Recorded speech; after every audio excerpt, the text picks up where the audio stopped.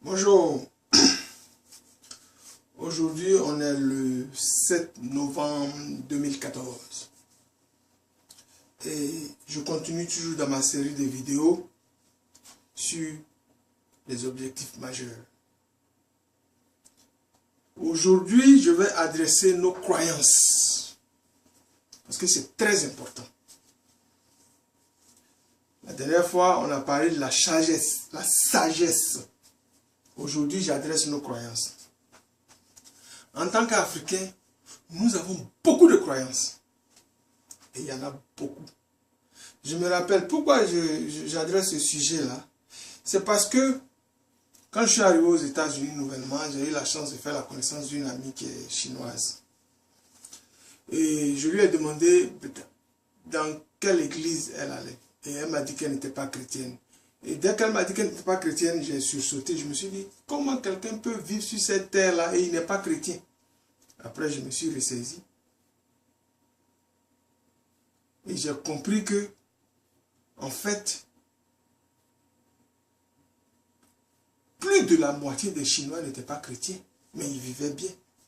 Je ne dis pas ça pour critiquer les chrétiens. Moi-même, j'ai eu un background de catholique. Après, quand je suis arrivé ici, je me suis converti en protestant. Et après, j'ai flirté avec d'autres églises. Mais aujourd'hui, je peux vous dire que j'ai trouvé mon salut dans la loi du succès de Napoléon Hill. Pas que je suis en train de courir derrière l'argent, mais au moins, j'apprends quelque chose de pragmatique. Et la chinoise, c'était quoi? Elle était une des adeptes de Confucius.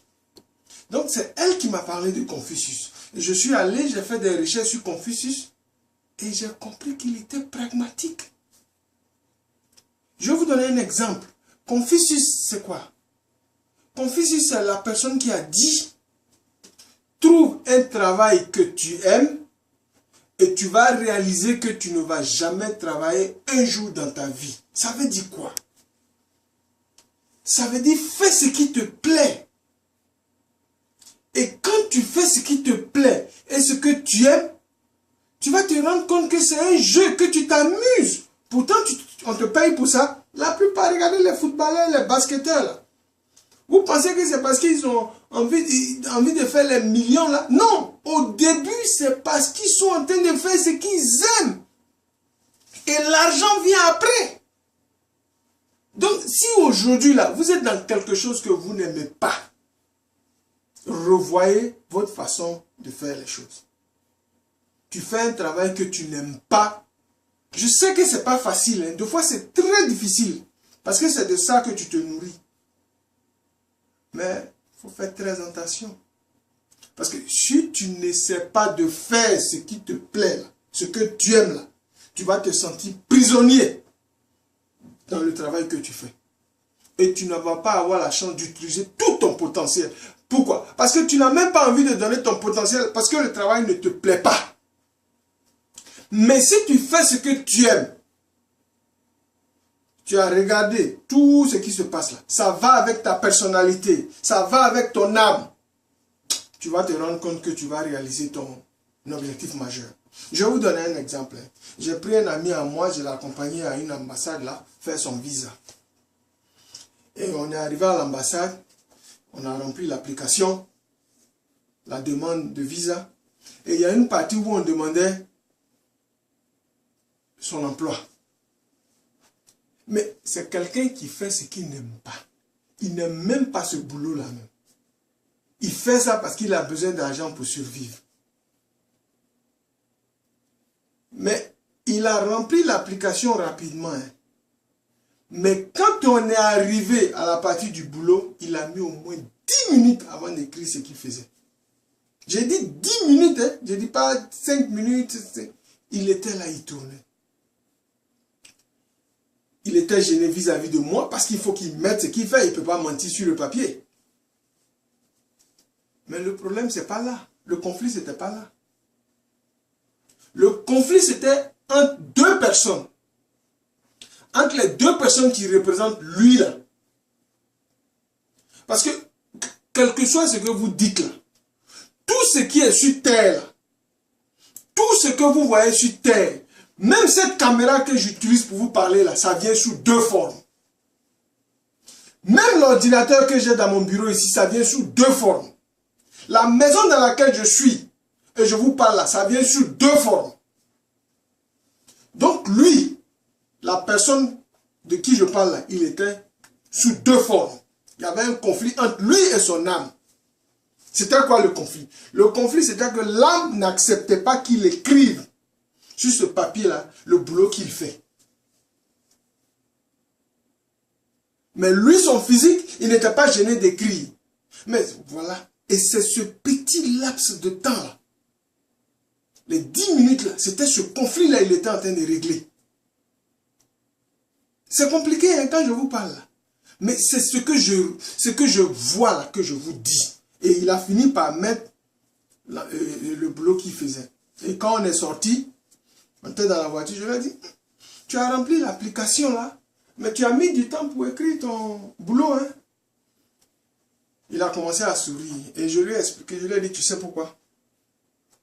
C'est parce que ton âme n'était pas en accord avec le physique pour dire, voilà le genre de boulot que je faisais. Je te jure que si tu m'as toujours dit que tu voulais être pharmacien, si tu étais pharmacien là, tu n'allais même pas, peut-être que c'était la partie même que tu allais remplir en premier. Donc il faut réfléchir. Et c'est comme ça que je lui ai parlé. Et on est parti.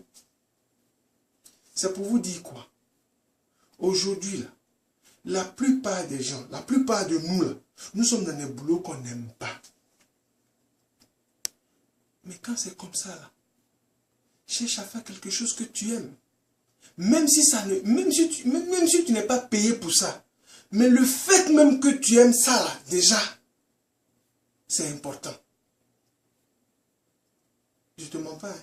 Mais si tu appliques une certaine rigueur dans ce que tu fais là, l'argent là va venir après. C'est très important. C'est comme j'ai un ami à Paris là. J'aime beaucoup citer mon ami de Paris là, parce que c'est avec lui que je bavarde très souvent. Il a son fils qui fait du football professionnel. Et il était en train de douter, tout ça là. Et je lui ai dit, mais ton fils là, est-ce que tu sais que c'est quelqu'un qui m'a inspiré? Ça l'a choqué. Il s'est dit, mais lui, il parle de son fils qui est en train de tenter du football professionnel. Et moi, je parle de son fils qui m'a inspiré. Et je lui ai dit, oui, que ton fils m'a inspiré. Il ne comprenait pas. Je lui ai dit, mais voilà un enfant, depuis l'âge de 15 ans, il a choisi son objectif majeur. Toi, à quel âge tu as choisi le tien? Moi, à quel âge j'ai choisi le mien? Un enfant comme ça, même s'il n'atteint pas son objectif, et je suis sûr qu'il va l'atteindre, hein, et quand il va l'atteindre, vous entendrez parler de lui. C'est très important. Depuis l'âge de 15 ans, cet enfant-là a dit qu'il allait être footballeur professionnel. Mais nous, on n'avait même pas d'objectif majeur. On nous dit, il y a l'argent ici, on va, c'est là-bas, on vient travailler. On nous dit, va faire real estate, c'est ce qu'on fait. Va faire appraisal, c'est ce qu'on fait. Mais où était notre objectif majeur? C'est ça la clé. Et c'est ce que je veux enseigner aux gens aujourd'hui. Et je discutais avec cet ami-là même, ce matin où je vous parle là. Et on parlait un peu de l'Afrique. On parlait un peu des gens, des Africains en général. Parce que moi je suis originaire de l'Afrique. Et quand on parlait des Africains, il a trouvé un certain défaut aux Africains. Les histoires de truanderie, escroquerie, tout ça. Je lui ai dit non, le problème, les Africains ont besoin qu'on change leur mentalité. Pas forcément qu'on leur donne l'argent pour changer, mais c'est leur mentalité, leur manière de voir. Qu'on les amène à, on croit en eux-mêmes. C'est ce qu'on doit faire aux Africains. Et tu sais, vous savez ce qu'il m'a dit? Ça, tu as du pain sur la planche. Je lui ai dit, ah oui, c'est vrai. Mais que c'est possible. Parce que Nelson Mandela a dit que quand tu vois quelque chose là, c'est tellement grand que tu penses que c'est impossible jusqu'à ce que tu le réalises. Et je lui ai dit simplement, je lui ai donné l'exemple, je lui ai dit, mais si tu me dis que changer la mentalité des gens, c'est impossible. Mais les gens qui ont inventé l'avion, pourquoi on se déplace des États-Unis, aller à Paris, aller dans les villes comme Bamako, aller à Ouaga, tout ça là. S'ils avaient cru à ce mot impossible, aujourd'hui on n'allait pas faire ce genre de voyage là. Donc pour moi, rien n'est impossible. Tant que tu conçois quelque chose, tu peux amener ça de façon physique. Donc si moi ma mission, c'est d'utiliser YouTube pour changer le mindset des Africains, si c'est ça mon definite purpose, il n'y a rien de plus extraordinaire. Donc vous voyez, ce qu'on doit faire, nous en tant qu'Africains, c'est de changer notre façon de voir. Et je suis sûr qu'il y a beaucoup d'Africains qui n'ont pas encore fait attention à cette histoire d'objectifs majeurs. Commençons à nous fixer des objectifs majeurs. Même si c'est des objectifs majeurs grands, mais qu'on n'a pas pu atteindre ces objectifs-là, on sera devenu quelqu'un de spécial. C'est comme il y a Les Brown qui dit, si tu vises la lune, que tu tires sur la lune, là, que tu n'atteins pas la lune, tu peux au moins atterrir parmi les étoiles, c'est-à-dire parmi les stars. You shoot for the moon and you land in the stars. Tu deviens grand. C'est ça. Donc, aujourd'hui, c'était une histoire de croyance.